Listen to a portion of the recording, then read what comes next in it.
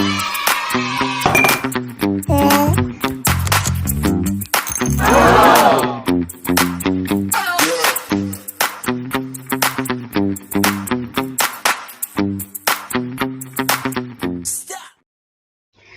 kita lanjut tentang titik stasioner. Kemarin sudah fungsi naik, fungsi turun. Jadi jangan lupakan ya syarat atau kondisi kapan dia naik, kapan fungsinya turun, atau bahkan kapan dia dikatakan fungsi diam. Oke. Nah, sekarang kita lanjut masih berhubungan dengan hal tersebut, yaitu tentang titik stasioner dan titik ekstrim. Jadi apa itu titik stasioner? Kemarin sudah disinggung, kalau turunan pertamanya sama dengan 0, dia dikatakan fungsi diam atau stasioner. Nah, berarti titik stasioner adalah titik dalam keadaan diam daripada suatu fungsi. Oke, atau titik yang berada pada saat fungsinya diam. Seperti itu.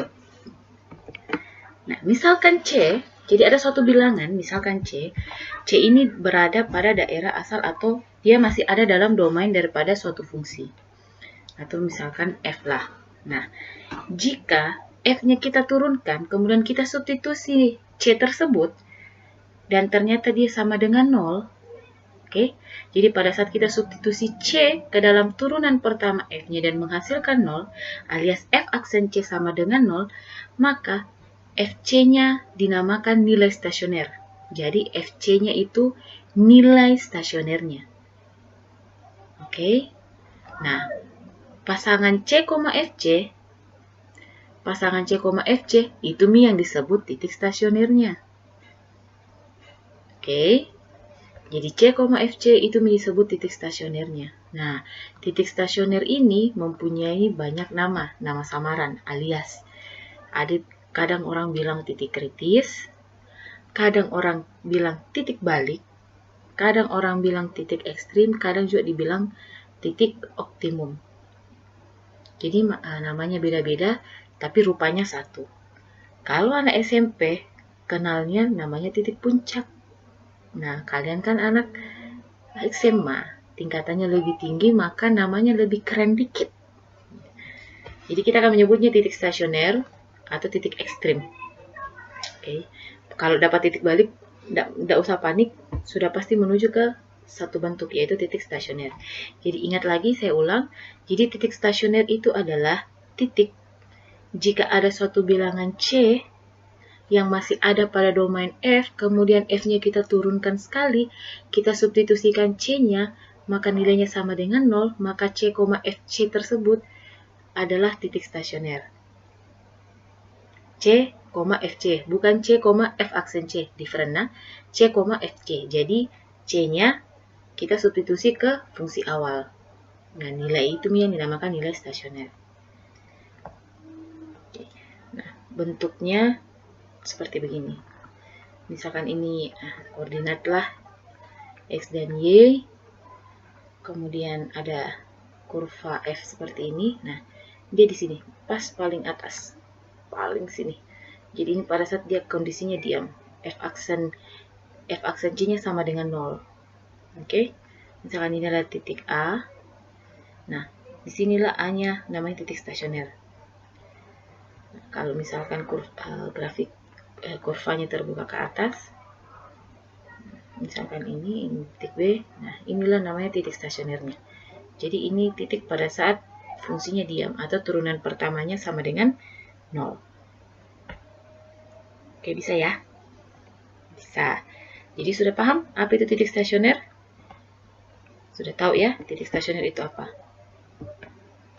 Nah, saya langsung setelah kita tahu titik stasioner itu apa, nah kita kenali lagi jenis-jenis stasioner atau jenis-jenis daripada ekstrim.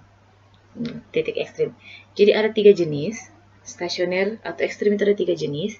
Yang pertama adalah namanya maksimum, minimum, dan horizontal. Karena ini berbicara tentang nilai ataupun titik, jadi bahasanya adalah nilai balik maksimum, nilai balik minimum, atau titik belok atau horizontal. Atau mau pakai titik balik maksimum, titik balik minimum, it's okay. Tergantung nanti soalnya mintanya titik atau nilai. Oke? Nah, yang menjadi kondisi yang diperhatikan adalah pada saat dia bernilai maksimum itu terjadi, oke, dia akan bernilai maksimum, nilai baliknya dikatakan maksimum, jadi jenis stasionernya atau jenis ekstrimnya ini, jenis nilainya itu dikatakan nilai balik maksimum pada saat fungsinya setelah naik menuju diam, kemudian turun. Seperti ini. Sorry. Bukan yang ini. Nah, yang ini. Yang kedua. Oke. Jadi, dia akan maksimum pada saat fungsinya naik, kemudian fungsinya turun. Jadi, ntar gue ganti warna. Oke. Nah, di sini kan plus ya, naik. Nah, fungsinya naik. Nah, pada saat dia sudah di sini, nah, ini kan titik stasionernya, atau inilah kondisi diam daripada fungsi. Setelah itu ternyata fungsinya bergerak turun, ya kan, turun. Fungsinya akan bergerak turun. Nah, maka titik ini nih, yang ini, kenapa kan dia saya lihat? Titik ini dinamakan titik balik maksimum atau nilai balik maksimum. Nilai balik maksimum, oke? Atau titik balik maksimum, boleh, tergantung nanti soalnya mintanya apa, nilai balik atau titik balik. Yang penting pahami adalah ini adalah nilai balik maksimum. Oke, jadi jenis ekstrimnya maksimum. Dengan kondisi grafiknya atau kurvanya dari keadaan naik, fungsinya naik, setelah mencapai kondisi diam di sini, maka dia akan bergerak turun. Nah, kalau di grafik yang satunya, yang pertama ini, dia dinamakan nilai balik minimum. Karena dia mempunyai kondisi fungsinya turun dulu. Oke. Fungsinya turun. Ingat lagi, fungsi turun berarti turunan pertama kecil atau besar 0? Turunan pertama kecil, 0. Turunan pertama besar 0, berarti fungsi naik. Oke. Nah, misalkan ini adalah titiknya. Nah, di sini titiknya, titik stasionernya atau titik dalam keadaan diam. Kemudian ternyata pergerakan kurvanya berubah menjadi naik. Nah, kurvanya bergerak naik. Oke, maka ini jenisnya adalah minimum. Berarti nilai baliknya atau titik baliknya akan bernilai minimum. Yang ini, titik ini. Oke, bisa ya? Jadi pahami, kalau kondisi fungsinya dari fungsi naik, kemudian melewati kondisi diam, baru dia bergerak turun, berarti nilai baliknya maksimum.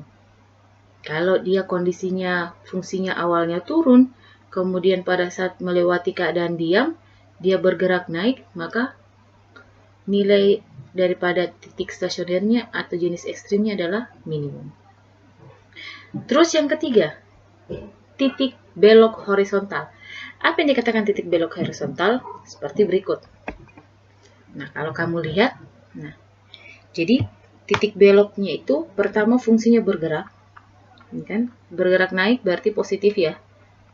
Positif. Nah, sampai di sini ini keadaan diam. Dia stay diam. Oke. Dia keadaan diam, anggapin keadaan diam. Terus nanti dari sini ternyata dia bergerak.